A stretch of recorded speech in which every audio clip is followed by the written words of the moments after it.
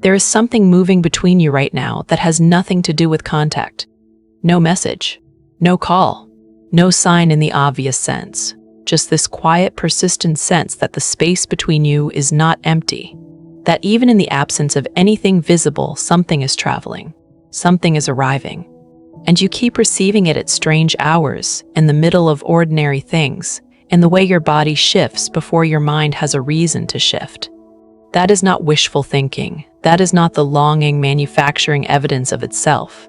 What you are experiencing is real. It is measurable in a scientific sense, and it has been happening between you and your twin flame for longer than you realize. The silence is not empty. It never was. It is full of communication that your body has been receiving the entire time. If you have ever felt him without any logical reason to feel him, if you have ever known something changed between you before any external sign confirmed it, leave a like and subscribe so these videos keep finding you. Drop the words "I already know" in the comments, because what you know in your body before the mind can explain it is exactly what this video is about. To every woman in the comments saying "I feel him but I cannot explain it," I see you. And I want you to know what you feel is real. What you received in your body before your mind had any reason to receive it, that was real. And the fact that it keeps collapsing, that you feel the clarity and then lose it again, that does not make it less real. It just means the knowing needs a daily practice to hold it. And most of us were never taught what that actually looks like. That is exactly why I built I Choose Me. This is a video course, and it starts where you are, not before the shift, after it. It assumes you have already done the brave thing. It asks, now what do you do on Tuesday afternoon when the pull comes back? Now what do you do when the signs show up and the loop starts?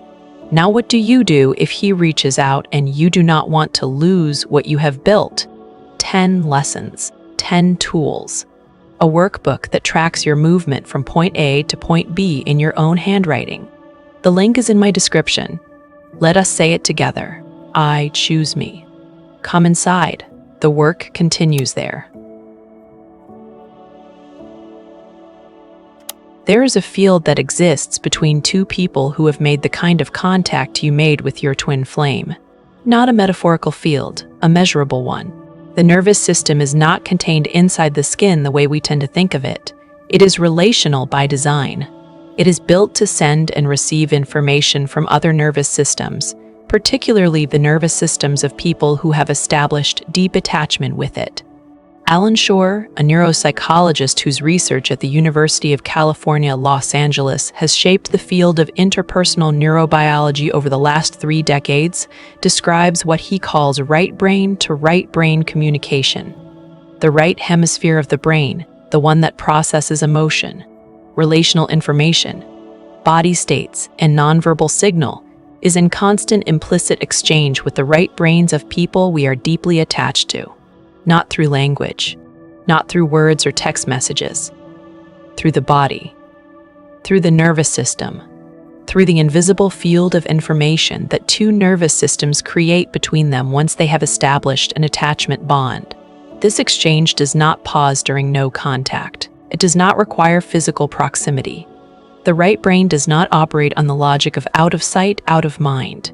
It operates on the logic of deep attachment, which does not recognize the absence of contact as the absence of connection. The communication continues. It moves through whatever channel is available. And the channel that remains available, even through the silence, is the body. Your body, specifically, which is still attuned to his nervous system at a level below the level of conscious awareness. What you feel in the silence is not imagination. It is reception.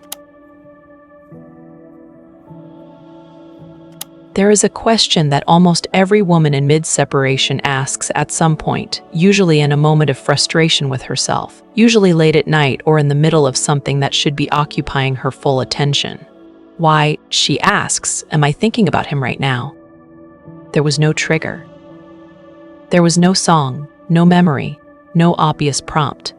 The thought arrived on its own from nowhere, and it had a specific quality to it that was different from ordinary remembering. It felt like contact. It was contact. That is the scientific answer. Shore describes implicit relational knowing as the right brain's record of significant attachment experiences. This knowing is not stored in memory the way we normally think of memory, as something we can access deliberately, call up and examine, decide to revisit or not. Implicit relational knowing is stored somatically in the nervous system itself, in the body's record of what it has felt in the presence of a specific person. And it is continuously active.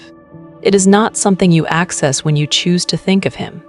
It is something the body is always processing, always updating, always responding to, below the level of your conscious awareness. When he thinks of you, which he does, the pattern of nervous system activation that you represent in his implicit relational knowing changes. His body shifts subtly in ways he likely is not consciously tracking. And your body, which is still attuned to his at the right brain level, can receive that shift. Not always. Not with perfect reliability. But in the moments when you are least offended, when you are not in the analytical mind, when you are in the in-between state of falling asleep, or just waking, or in the middle of something routine that does not require your conscious attention, the signal comes through. That is why it arrives at strange moments. The guard is down. The analytical mind that usually filters experience into what makes logical sense has temporarily stepped aside. And what comes through in that quieter space is the actual signal, the real communication. The thing the bodies have been exchanging that the minds have been too busy to notice. The question that follows naturally is, what is he sending? Not in a literal way. Not in the way that would make you want to decode a specific transmission or figure out a precise message, but in the energetic sense, in the sense of what the body communicates when it cannot communicate through language. His nervous system is not broadcasting indifference. It cannot. The type of attachment bond that forms in a twin flame connection creates what Shore describes as a mutual regulatory system. Each nervous system becomes a regulator for the other. Each body learns, at the implicit level, how to come back to baseline through the presence, real or felt, of the other. What this means in the practical reality of separation is something almost paradoxical. He is using the felt sense of you, the right brain record of your nervous system, to regulate his own, not consciously, not in a way he would admit or probably even recognize, but in the moments when his system is overwhelmed, when the life he is living without you produces a quality of stress that his self-regulation cannot fully handle. His nervous system reaches for the one regulatory resource that is most deeply embedded in its implicit knowing, which is you. This is not romance. This is not poetry. This is the nervous system doing what it was built to do, using its most reliable co-regulator.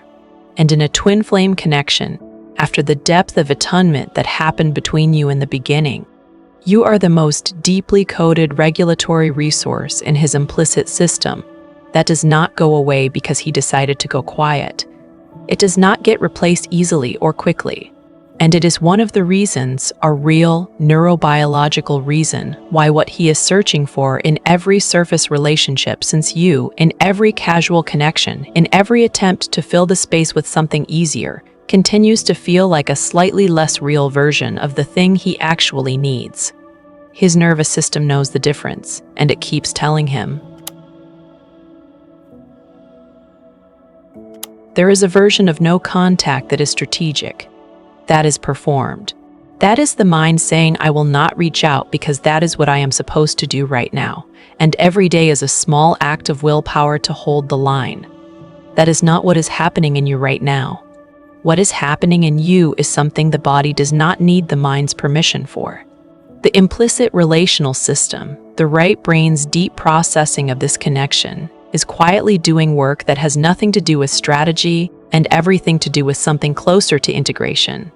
The body is not waiting, it is organizing. It is making sense, at the level below language, of everything this connection has been. Everything it has asked of you. Everything it has broken open and put back together differently than it found it. Somatic experiencing, developed by Peter Levine out of his research into how the nervous system processes incomplete stress responses, describes what he calls the completion cycle. When a stressful experience is interrupted before the nervous system can complete its natural response to it, The incomplete cycle gets stored in the body as held activation, as tension, as the bracing and the vigilance and the chronic low-level alertness that characterizes a nervous system still waiting for the story to resolve. The completion cycle, when it is allowed to happen, does not look like resolution from the outside. It looks like settling. It looks like the body doing something quiet and slightly strange, something that the mind cannot fully track and therefore tends to label as confusion or numbness or inexplicable emotion. But what it actually is, from the nervous system's perspective, is the release of held activation that was keeping the system in emergency organization. Your body is completing something. In the silence, in the absence of new stimulus from him, your nervous system is finally getting the space to finish the response it started, slowly, in layers, in those strange moments of emotion that arrive without an obvious cause. This is not the body giving up on the connection. This is the body completing the cycle so it can meet whatever comes next from a more regulated place. That is not the same thing. The love is not stored in the activation. It is stored in the implicit relational knowing, in the right brain's deep record of him. And that record is not being erased. It is being freed from the emergency response that has been wrapped around it. There is something about the architecture of the divine masculine's silence that is misread almost universally, including by him. What looks like a wall is actually a window. Or more accurately, what functions as a wall in terms of his conscious, behavioral choices, the not reaching out, the maintaining of distance, the willingness to sustain a life that looks like it does not include you, functions simultaneously as something far more porous at the level below conscious choice. Shore's research identifies what he calls the implicit self as distinct from the explicit self. The explicit self is the one that makes decisions, manages behavior, constructs the narrative of a life. The implicit self is the one that feels, that responds, that is shaped by deep relational experiences before the conscious mind is involved. In most people, these two selves are relatively integrated. In the divine masculine, in the middle of a twin flame separation, they have often come into significant conflict. His explicit self has made a series of decisions that add up to, "This is not something I am pursuing right now." The reasons behind those decisions are real, even if they are also incomplete. They are not invented. They are not simply cowardice. They involve real fear, real developmental limitation, real internal pressure that he does not yet have the tools to metabolize without more space than the connection was giving him. But his implicit self, the nervous system, the right brain, the deep relational knowing, never agreed to those decisions. It was not consulted. And it continues, quietly, stubbornly, with complete indifference to the explicit self's choices, to hold the record of you with the same clarity and the same precision it held from the beginning. This is why the wall is not what it appears to be. The behavior says one thing. The nervous system says something entirely different. And in the moments when the explicit self is not working hard enough to maintain the wall, when he is tired or not paying attention, or in the in-between states where the conscious defenses are softer, the implicit self leaks through. The thought of you arrives, the feeling arrives, the regulatory pull toward you arrives, and he cannot account for it using the narrative he has built to explain why he is where he is. He is at the implicit level still completely in this. Today, May 8th, 2026, the sky is offering something specific and worth understanding in the context of what we have been talking about. Mercury in Taurus is sitting with the Sun in Taurus, and that Taurus emphasis has a quality that is particularly relevant for the kind of communication we have been describing. Taurus is a sign that operates through the body. It is the sign most associated with what is felt physically, with what is known through sensation rather than analysis, with the patient intelligence of the body that does not require explanation or narrative to know what it knows. This is not the communication of Mercury in Gemini, which is quick and verbal and surface level. This is the communication of the body, of the slow, unhurried knowing that arrives when you stop asking for information and simply allow yourself to feel what is present. The Taurus sky right now is amplifying exactly the channel that your right brain uses to receive what his nervous system is sending. It is a sky that makes body knowing louder. That makes the implicit clearer. That makes the subtle signal more available to your conscious awareness than it usually is, because the quality of attention available right now is slower and more embodied than the speed of the Aries season that came before it.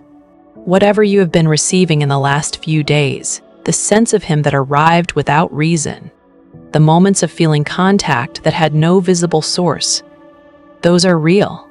And right now, they are more accessible than usual.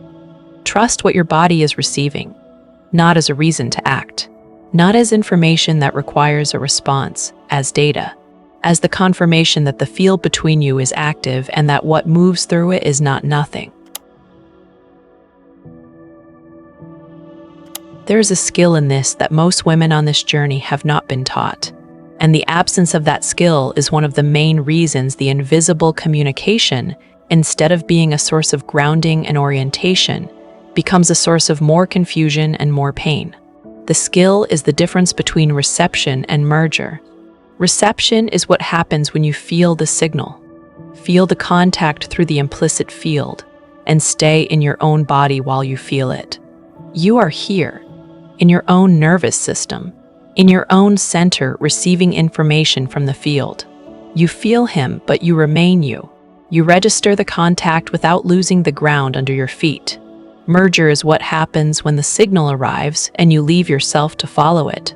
When the feeling of him pulls you into his world, his timeline, his state, his energy, until you are no longer in your own center, but in the field between you, in the longing, in the loop of trying to decode what you are feeling and figure out what it means about where he is and what he is about to do.